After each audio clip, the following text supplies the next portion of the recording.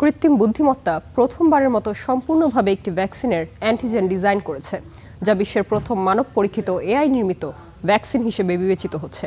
যুক্তরাজ্যের ক্যামব্রিজ বিশ্ববিদ্যালয়ের গবেষকদের দাবি, এই ভ্যাকসিন বর্তমান ও ভবিষ্যতের বিভিন্ন ধরনের করোনা ভাইরাসের বিরুদ্ধে সুরক্ষা দিতে সক্ষম।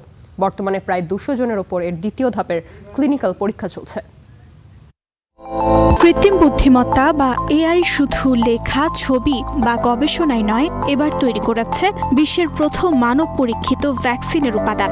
এই ভ্যাকসিন শুধু করোনা ভাইরাস নয়, বরং করোনার সব ধরনের ভাইরাসের বিরুদ্ধে সুরক্ষা তৈরি করবে। ক্যামব্রিজ বিশ্ববিদ্যালয়ের গবেষকদের দাবি, প্রথমবারের মতো কোনো ভ্যাকসিনের অ্যান্টিজেন সম্পূর্ণভাবে এআই প্রযুক্তির মাধ্যমে ডিজাইন করা হয়েছে, যা ভবিষ্যতের মহামারী মোকাবেলায় ঢাল হিসেবে কাজ করবে।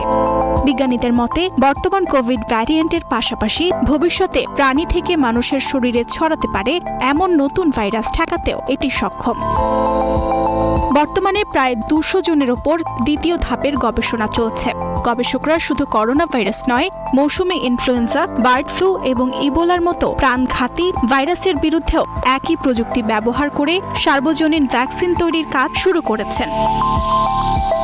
বিশেষজ্ঞদের মতে, ভ্যাকসিন গবেষণায় কৃত্রিম বুদ্ধিমত্তার ব্যবহার চিকিৎসা বিজ্ঞানে নতুন যুগের সূচনা করতে পারে। এতে টিকার উদ্ভাবনের সময় ও খরচ দুই কমবে এবং ভবিষ্যতে অসংখ্য প্রাণ রক্ষা করা সম্ভব হবে।